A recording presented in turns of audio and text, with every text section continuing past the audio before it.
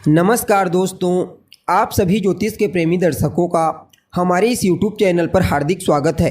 दोस्तों, आज का यह ज्योतिष का कार्यक्रम आप लोगों के लिए यानी कि मिथुन राशि के जातकों के लिए बड़ा ही खास और विशेष कार्यक्रम साबित होने वाला है। आज के इस ज्योतिष के कार्यक्रम में हम बात करने वाले हैं देवगुरु बृहस्पति के राशि परिवर्तन प्रभाव के बारे में। जी हाँ, देवगुरु बृहस्पति अपनी वर्तमान मित्र राशि अग्नि तत्वीय राशि मेष राशि को छोड़कर दैत्य गुरु शुक्र की साधारण राशि भूमि तत्वीय राशि वृषभ राशि में बीते 1 मई 2024 की दोपहर 1:47 पर प्रवेश कर चुके हैं, जहां कि वो आने वाले 14 मई 2025 तक रहेंगे और इसके पश्चात पुनः मिथुन राशि में प्रवेश कर जाएंगे। देवगुरु बृहस्पति मिथुन राशि में प्रवेश करने से पहले जब तक इस राशि में रहेंगे तो 2 बार अपनी चाल में बदलाव करेंगे। पहले तो 9 अक्टूबर को अपनी मार्गी चाल में बदलाव करके वक्री होंगे। उसके पश्चात आने वाले साल 2025 के फरवरी महीने के 4 तारीख को यानी कि 4 फरवरी को फिर से एक बार अपनी चाल में परिवर्तन करके वक्री से मार्गी हो जाएंगे। तो ऐसे में बड़े विस्तार के साथ जानने का प्रयास करेंगे कि देवगुरु बृहस्पति का यह राशि परिवर्तन आपके लिए कितना प्रॉफिटेबल साबित होगा।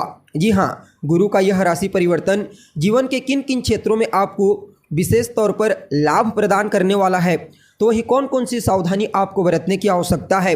साथ ही साथ देवगुरु के इस राशि परिवर्तन प्रभाव को और बेहतर बनाने के लिए क्या उपाय आपको करना चाहिए, सभी बातें विस्तार पूर्वक आपको बताएंगे। इसलिए कार्यक्रम को अंत तक देखने का प्रयास कीजिए। और अगर आप अपनी जन्म कुंडली पर हमसे परामर्श लेना चाहते हैं तो डिस्क्रिप्शन बॉक्स और वीडियो के अंदर आपको हमारा कॉन्टैक्ट नंबर मिल जाएगा, जहां से आप या तो व्हाट्सएप के माध्यम से या फिर डायरेक्ट फ़ोन कॉल के थ्रू अपॉइंटमेंट लेकर अपनी जन्म कुंडली का विस्तार पूर्वक अध्ययन करवा सकते हैं। जी हाँ, तो दोस्तों, कौन है देवगुरु बृहस्पति? ज्ञान, धन, शिक्षा, मान सम्मान, ऊंचाई और सफलता के कारक हैं देवगुरु बृहस्पति। अपने इन्हीं कारकत्वों के चलते हमारे जीवन के विभिन्न पहलुओं को नियंत्रित करते हैं। जन्म कुंडली में देवगुरु बृहस्पति जब बलवान हो तो जातक बेहद ही ज़्यादा बुद्धिमान, ज्ञानवान, समझदार और विवेकवान होता है। जन्म कुंडली में एक अकेला गुरु सबके ऊपर भारी पड़ता है। जी हाँ, अगर एक बृहस्पति बलवान हो पूरी कुंडली में तो बाकी और अन्य ग्रहों को देखने की आवश्यकता नहीं मिल पड़ती। जातक को उसके जीवन काल में अकेले देवगुरु बृहस्पति ही सब कुछ प्रदान कर देते हैं जो कुछ वह चाहता है, और वह जातक अपने जीवन को सुखमय तरीका से व्यतीत करके अंत में परलोक की भी प्राप्ति करता है। अर्थात जिसका कुंडली में गुरु बलवान होता है उसका यह लोक भी श्रेष्ठ और परलोक भी उत्तम। इसलिए गुरु का बलवान होना बेहद ही आवश्यक माना जाता है।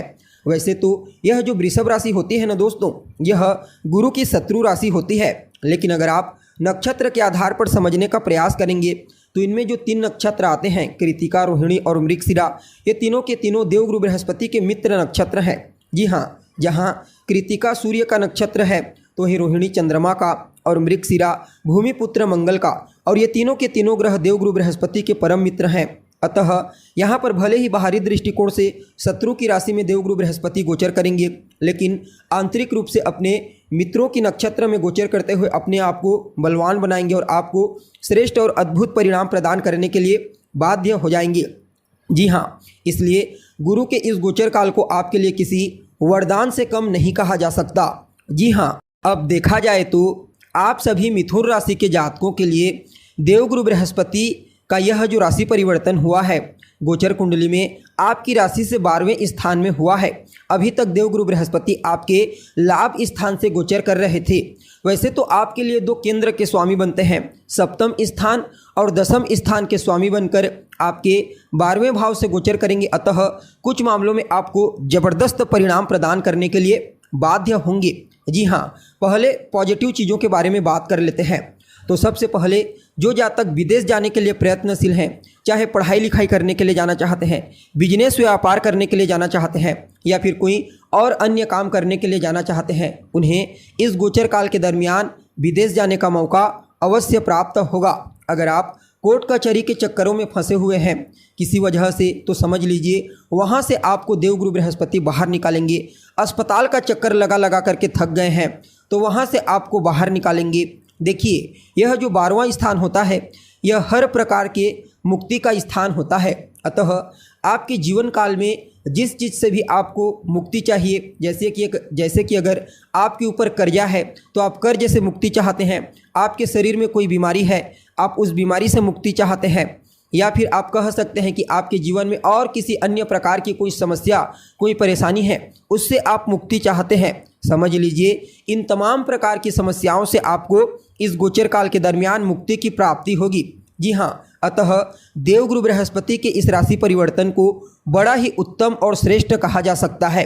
अब समझने का प्रयास कीजिए, जहाँ पर देवगुरु बृहस्पति होते हैं वहाँ से पंचम स्थान को, सप्तम स्थान को और नवम स्थान को दृष्टिगोचर करते हैं। अब यहाँ पर 12वें भाव से गोचर कर रहे हैं, अतः इनकी जो पंचम दृष्टि होगी वह आपके तीसरे स्थान पर, जो सप्तम दृष्टि होगी वह आपके षष्ठ स्थान पर और जो नवम दृष्टि होगी वह आपके अष्टम स्थान पर पड़ेगी। और देवगुरु बृहस्पति की दृष्टि में अमृत होती है, अतः इनकी दृष्टि भी कमाल करने वाली है। पहले तो आपके तीसरे स्थान को देखते हुए आपके पराक्रम, आपके पुरुषार्थ में विशेष रूप से वृद्धि करेंगे, आपकी बौद्धिक क्षमता, आपके कम्युनिकेशन स्किल्स को मजबूत बनाएंगे। जो जातक मीडिया के क्षेत्र में कार्य करते हैं, बैंकिंग के सेक्टर में, मैनेजमेंट के फील्ड में या फिर चमक धमक सिनेमा जगत में कार्य करते हैं, उनके लिए यह गुरु की पंचम दृष्टि बड़ा ही श्रेष्ठ परिणाम प्रदायक साबित होगी। छोटे भाई बहनों के साथ आपके तालमेल को बेहतर बनाएंगे। छोटे भाई बहनों को उनके कार्य क्षेत्र में विशेष तौर पर सफलता मिलेगी।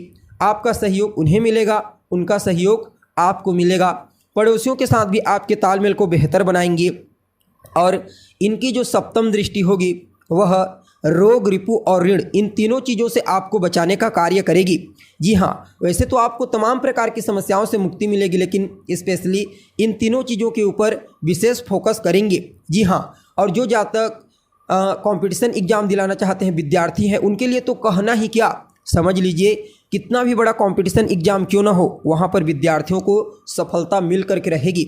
अब देखा जाए तो देवगुरु बृहस्पति की जो नवम दृष्टि होगी वह आपके अष्टम स्थान पर होगी, अतः अष्टम स्थान से संबंधित चीज़ों में आपको विशेष रूप से प्रॉफिट देखने को मिलेगा। जैसे कि पहले तो स्वास्थ्य से संबंधित कोई समस्या नहीं होगी, चोट चपेट की घटनाओं से आप बचे रहेंगे और आकस्मिक रूप से आपको धन, सफलता और तरक्की प्रदान करेंगे।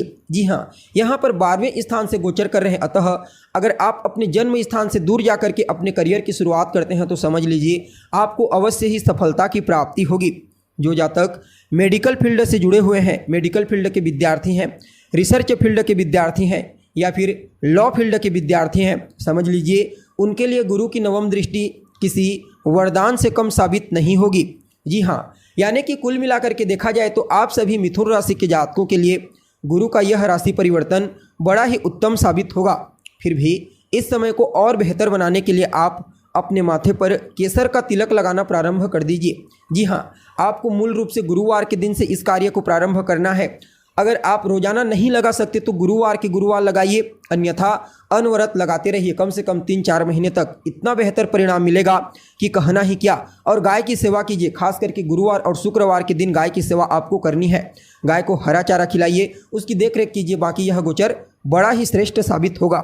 जी हाँ, तो दोस्तों हमें उम्मीद है जानकारी आपको पसंद आई होगी। जानकारी अच्छी लगे तो इसे अपने दोस्तों के साथ, अपने रिश्तेदारों के साथ शेयर अवश्य करें। अभी के लिए बस इतना ही। पुनः मुलाकात होगी एक नए और ताज़ा एपिसोड में। तब तक के लिए नमस्कार।